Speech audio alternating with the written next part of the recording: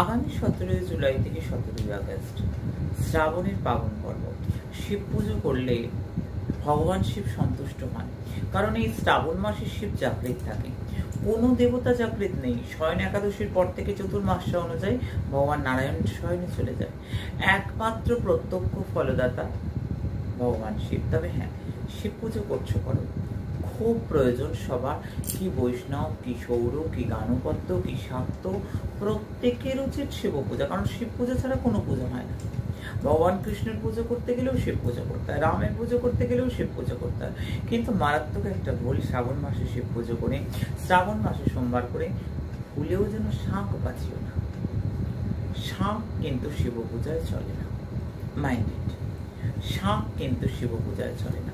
এই যে শিবর পুজোর সোমবার করার পর আরতিটা জলসংখ্যে না, জলসংখ্যে কিন্তু শিবের আরতি হয় না, সতর্ক।